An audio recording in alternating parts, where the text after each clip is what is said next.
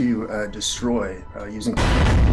High-ranking officials watch as the Revolutionary Guard's Aerospace Division displays what Iran says is its first domestically produced hypersonic ballistic missile. আসসালামু আলাইকুম, সবাইকে স্বাগত BD টাইমসের। গোটা বিশ্বের মাথা ব্যথা এবং আলোচনা ইরানের পারমাণবিক বোমা এবং ইরানের নতুন প্রেসিডেন্ট। ইরানের নবনির্বাচিত প্রেসিডেন্ট মাসুদ পেজেশকিয়ান কোন দিকে যাবে? তিনি নাকি পশ্চিমাপন্থী। মুহূর্তের মধ্যে প্রমাণ করে দিয়েছে এই প্রেসিডেন্ট কখনোই পশ্চিমাপন্থী ছিল না এবং এখনো নেই।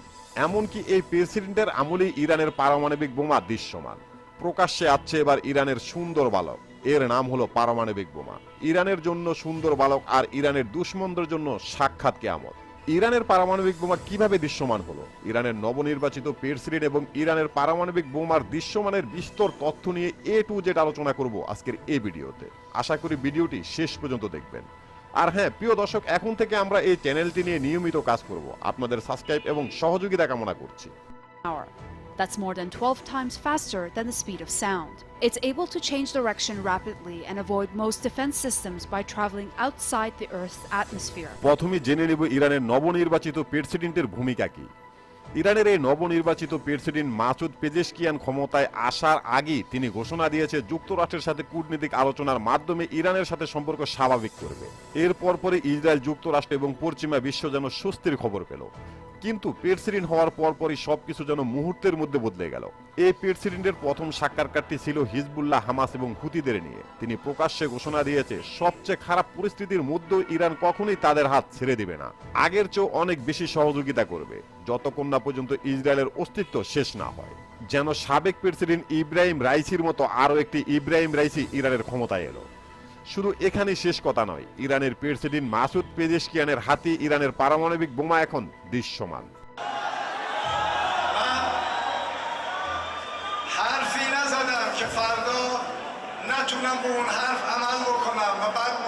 মধ্যপ্রাচ্যের ভূ রাজনীতিতে গুরুত্বপূর্ণ ইরান।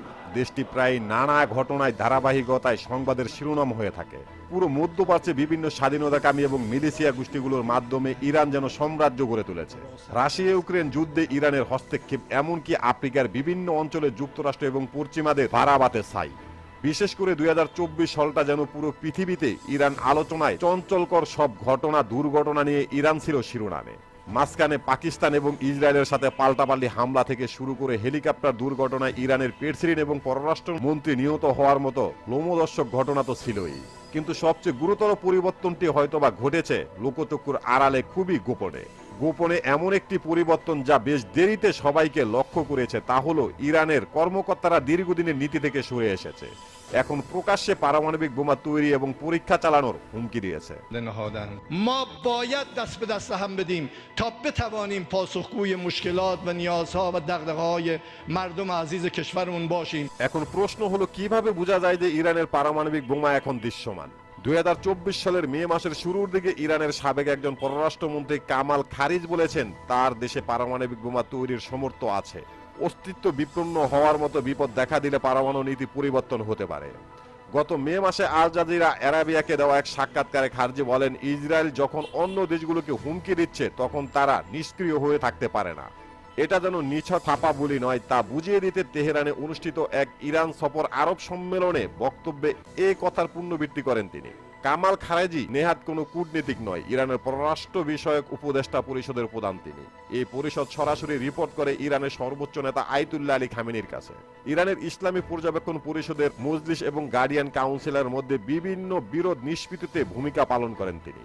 সুতরাং সর্বোচ্চ নেতার অনুমোদন নিয়ে তিনি কথা বলেন, এমনটা ধরে নেওয়া জোরালো কারণ আছে। So, as Israel demands that Iran's nuclear program is further restricted, the legacy of its own 20th century project continues to operate further than any. 2008 সালে ইরানের কর্মকর্তারা দাবি করেছিল ইরানের পারমাণবিক কর্মসূচি শান্তিপূর্ণ।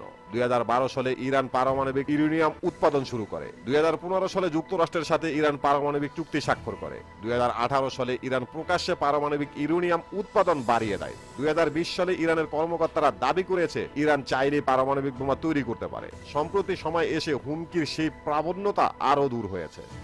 এখন দেশটির একাধিক কর্মকর্তারা সরাসরি পারমাণবিক বোমা পরীক্ষা চালানোর কথা বলছে। খারজিকের মতো করে তারা কেউ দাবি করেছে ইরান চাইলে পারমাণবিক বোমা পরীক্ষা চালাতে পারে। এরা হচ্ছেন ইরানের পারমাণবিক স্থাপনাগুলো সুরক্ষার দায়িত্বে থাকা সামরিক ইউনিটের প্রধান, আরেকজন অমানবিক পদস্থবিদ এবং ইরানের পারমাণবিক সংস্থার সাবেক এক প্রধান। সবচেয়ে মারাত্মক যে দাবিটি হচ্ছে, ইরানের কাছে বেশ কয়েক ধরনের পারমাণবিক বোমা ইতিমধ্যেই রয়েছে, কেবল তা পরীক্ষা করা হয়নি। গত মে মাসে এমন দাবি করেছিল দেশটির পার্লামেন্টের পররাষ্ট্র বিষয়ক কমিটির সাবেক এক সদস্য।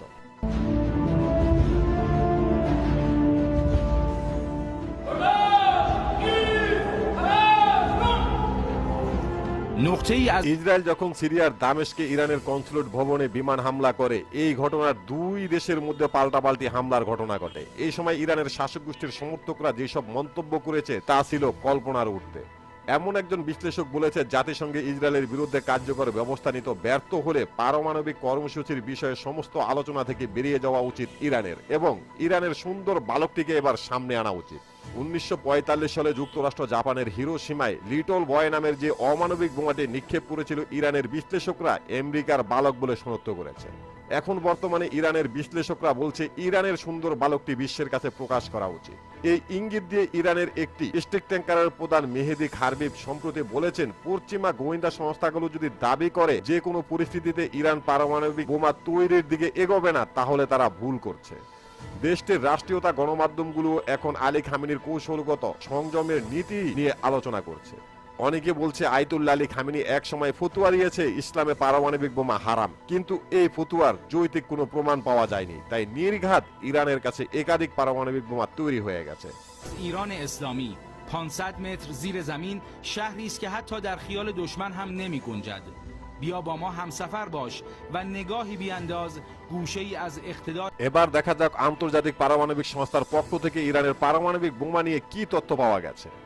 2023 সালের শেষের দিকে আন্তর্জাতিক পারমাণবিক সংস্থার প্রধান রাফাল গ্রাসি ইরানের পারমাণবিক স্থাপনাগুলো পর্যালোচনা করেছে। এরপর তিনি বলেছেন, চুক্তি অনুযায়ী ইরানের প্রতিটি পারমাণবিক স্থাপনার উপরে জাতিসংঘের যে ক্যামেরাগুলো বসিয়ে রেখেছে, ইরান সেগুলো সরিয়ে নিয়েছে। শুধু তাই নয়, তিনি যা দেখতে পেরেছেন তাতে তিনি ধারণা করছে ইরানের কাছে পারমাণবিক বোমা তৈরি করার সবকিছুই তৈরি হয়ে গেছে। ইরান চাইলে 4 সপ্তাহের মধ্যে 2টি পারমাণবিক বোমা তৈরি করতে পারে। এরপরও কেটে গেছে প্রায় 1 বছর। গোটা পৃথিবীর কাছে রয়ে গেছে ইরানের পারমাণবিক বোমার তথ্যগুলো ধোঁয়াশা। বর্তমান সময়ে এসে ইরান তাদের অতীতের সমস্ত বক্তব্য ভুলে নতুন করে বক্তব্য দিতে শুরু করেছে, যার ভিতরে সবচেয়ে ভয়াবহ বক্তব্য হলো পশ্চিমাদের সাথে সমস্ত চুক্তি বাতিল করে ইরানের সুন্দর বালকটি এখন প্রকাশ্যে আনা উচিত। এই বালক ইরানের জন্য সুন্দর বালক, আর ইরানের শত্রুদের জন্য নির্ঘাত কিয়ামত সমতুল্য। এতে করে স্পষ্ট বোঝা যায় ইরানের পারমাণবিক বোমা এখন দৃশ্যমান। و رادارهای جاسوسی را خسته می کند و حتی اگر هم شناسایی شود سردار ترسی از آن ندارد. آنقدر پایگاه زیاد داریم که هر مقدارم شناسایی بکنن. বর্তমানে গোটা পৃথিবী জুড়ে যে পরিস্থিতি তৈরি হয়েছে তা খুব একটা ভালো লক্ষণ নয়। অভিশপ্ত ইহুদিবাদী ইসরায়েল পশুর মতো হত্যা করছে নিরস্ত্র নিরপরাধ সাধারণ ফিলিস্তিনিদেরকে, আর এই কুলাঙ্গার জাতিদের প্রকাশ্যে সমর্থন করছে যুক্তরাষ্ট্র এবং পশ্চিমা কিছু অপশক্তি দেশ। যদিও সাধারণ ফিলিস্তিনিদের পক্ষে জোরালোভাবে রুখে দাঁড়িয়েছে ইরান সমর্থিত লেবাননের হিজবুল্লাহ এবং ইয়েমেনের হুতি বিদ্রোহীরা। প্রশ্ন হলো, এভাবে কি সাধারণ ফিলিস্তিনিদের অভিশপ্ত ইহুদি জাতিদের হাত থেকে রক্ষা করতে পারবে? ইসলামের ভবিষ্যৎবাণীতে রয়েছে, বাইতুল মোকাদ্দাস কিংবা আল আকসা মসজিদ বিজয় করবে আফগানিস্তানের কালো পতাকাবাহী তালেবান যোদ্ধারা। ইহুদি জাতিদের পৃথিবী থেকে নিশ্চিহ্ন করে ফেলবে খোরাসান বাহিনী। এই নিয়ে ইসলামে কি পরিমাণ ভবিষ্যৎবাণী রয়েছে, এই সম্পর্কে জানতে দেখতে পারেন আমাদের এই ভিডিওটি। প্রিয় দর্শক, আমাদের প্রতিটি ভিডিওর ইনফরমেশন উল্লেখযোগ্য ভেরিফাই পেজ থেকে সংগ্রহ করা। এরপরও যদি ভুল হয়ে থাকে তাহলে অবশ্যই কমেন্ট বক্সে জানিয়ে দিবেন। এখানেই শেষ করছি আমাদের আজকের প্রতিবেদন। আল্লাহ হাফেজ।